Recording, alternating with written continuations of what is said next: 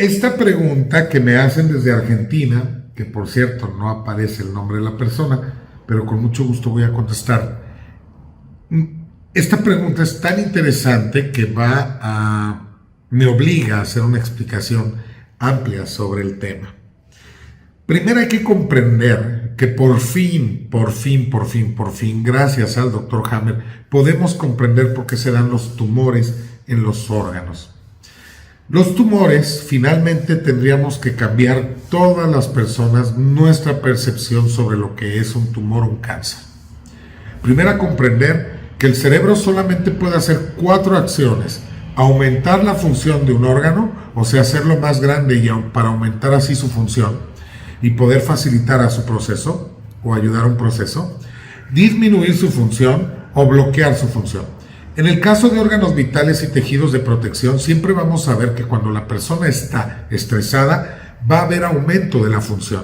Esto quiere decir que va a haber inflamaciones y el órgano se va a ver más grande.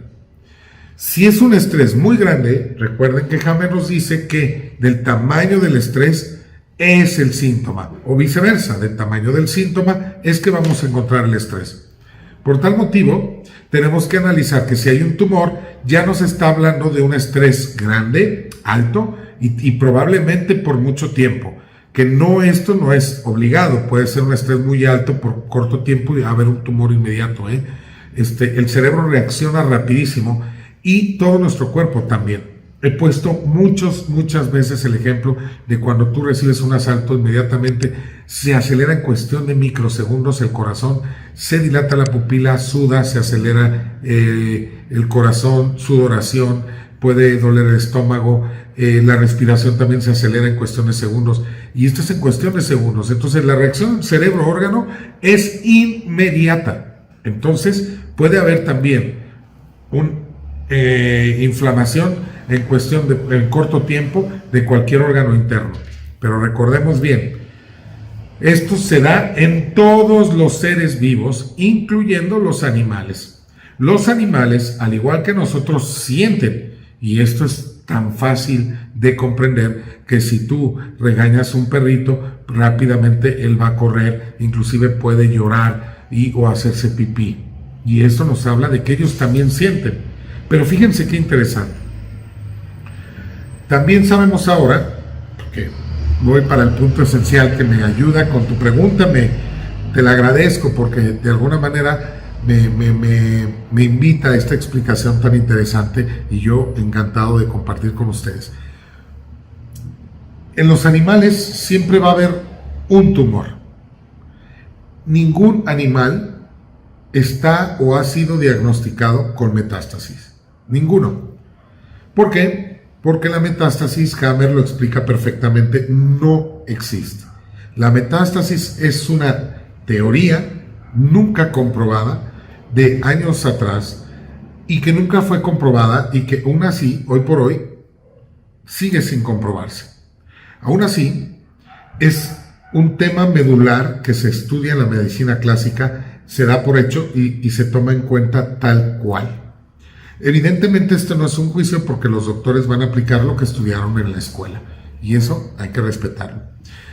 Lo que sí es que Hammer explica que cuando hay un tumor secundario hay un conflicto secundario y que muchas veces, o sea, ojo, hay un tumor ante un conflicto, hay otro tumor, hay otro conflicto y muchas veces aparece después del diagnóstico. Si un conflicto vivido con mucha intensidad me va a llevar a alterar un órgano, ¿correcto? Y va a haber un tumor, vamos a suponer la pérdida o la enfermedad de un hijo, tocamos madera, ¿no? Pero la pérdida o enfermedad de un hijo me puede llevar a tener un tumor en los testículos, en la mama, porque es un conflicto muy fuerte. Pero también, yo viendo el cáncer como algo mortal que va a acabar con mi vida, también el diagnóstico sería otro conflicto muy fuerte. Y dependiendo de lo que yo crea del cáncer y como lo vea, y si creo que me va a matar, puede ser inclusive mayor conflicto que el primero, que es que mi hijo está enfermo. Entonces, este conflicto me va a alterar un órgano si lo vivo. Ojo, no todos los conflictos alteran la biología. solo los conflictos biológicos, porque hay conflictos psicológicos. ¿Cuáles son los conflictos psicológicos? Lo diré en otra cápsula, pero se resuelven fácilmente, se dicen fácilmente. Ese es un conflicto psicológico. El biológico no. El biológico cuesta trabajo decirlo, se vive altamente dramático y en soledad muchas veces. Entonces, más bien no muchas veces, sino todas las veces. Entonces aquí vamos a encontrar que si el primer evento me lleva a esta alteración orgánica en una mama o un testículo, imagínense cuando me digan que tengo cáncer, el conflicto puede ser inclusive mayor que el primero. Y basado como viva lo que yo creo que es el cáncer, si lo vivo como miedo a morir, se va a ir al pulmón. Si empiezo a gastar mucho dinero y tengo miedo a no tener alimentos, va a haber tumor en el hígado.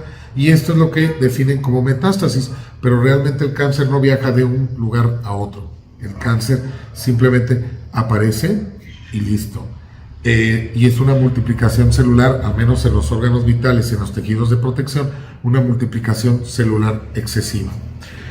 Entonces, si se fijan, esto de los animales ayuda a comprender lo que nos dice el Dr. Hammer. Punto número 1, que el cáncer no viaja de órgano en órgano, porque si no los perros tuvieran cáncer secundarios. Y aquí siempre vamos a ver que el tumor aparece en los animales solamente en un lugar. Y a no ser que tengan otro conflicto vividos por ellos mismos, ¿no? Pero eso es muy raro. Por ejemplo, a lo mejor 10 mujeres pierden un hijo y las 10 mujeres o 9 lo viven intensamente, van a tener probablemente cáncer de mama. En el caso de un perrito, también. Pero después del diagnóstico de cáncer, la mujer puede presentar cáncer en otro lado.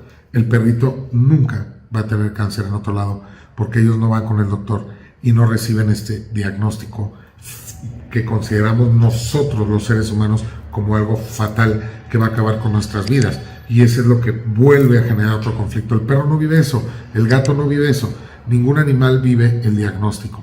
Entonces, casi siempre va a haber un tumor primario.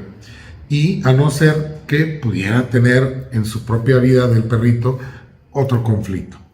Los perros sienten. Yo, por ejemplo, tuve una perrita que es cieguita, que ahora comprendo, yo la recogí de la calle, y era cieguita la perrita, y comprendo que el hecho de haberse perdido lo llevó a perder la vista, porque la vista siempre se somatiza cuando hay pérdida de contacto.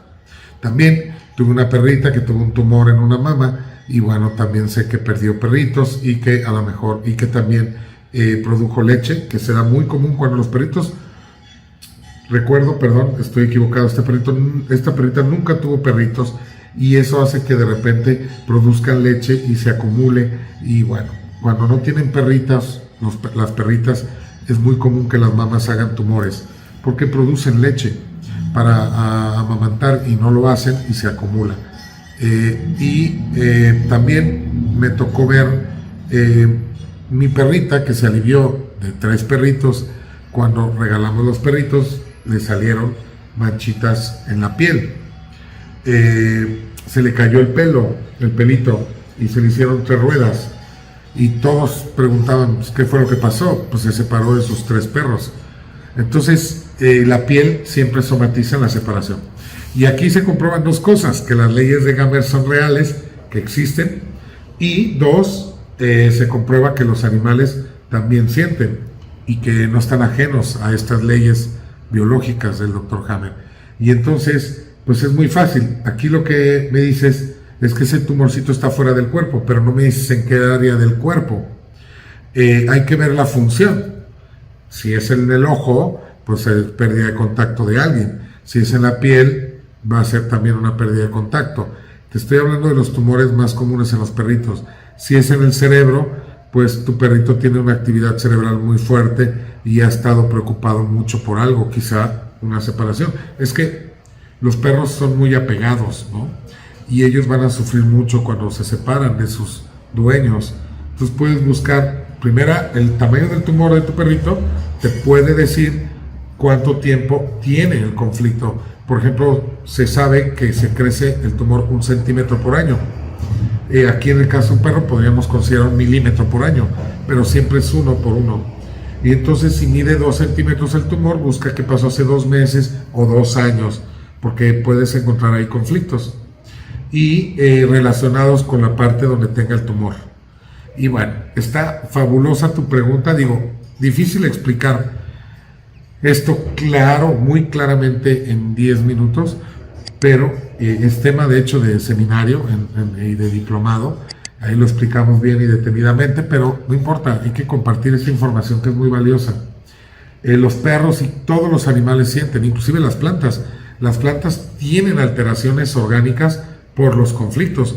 Tú pones una plantita alejada de una ventana que no haya sol y la misma plantita va a alterar su biología y se va a inclinar su tronco para acercarse a la ventana para tomar los rayos del sol que necesitan.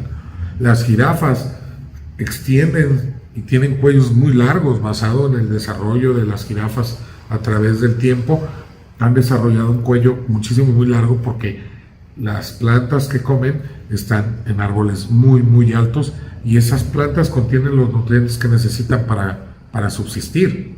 De hecho, todos los procesos biológicos son con ese sentido de supervivencia. La enfermedad nosotros la entendemos equivocadamente como algo malo que nos pasa, pero para nuestro cerebro es un proceso. Por eso yo digo, de hecho hay un video que dice, el cáncer no es una enfermedad, es un proceso, por lo tanto no se cura, sino se detiene el proceso. ¿Cómo se detiene el proceso? Deteniendo el estrés. Bueno, pues es así, espero que les haya gustado esta cápsula, un poquito larga, pero me fascina este tema. Ustedes saben que mi papá muere después de una operación de cáncer, de un linfoma, que Hammer ni siquiera consideraba cáncer, ni la leucemia, ni la inflamación de los ganglios. Y bueno, el sistema, las creencias de uno, nos aceleramos y corrimos a operarlo y bueno, no murió del cáncer como nadie muere del cáncer, sino de las complicaciones que se vienen, y al final le vino neumonía, que es miedo a morir, después de enterarse que sí era cáncer porque me lo preguntó, le vino neumonía y a los 3 días falleció.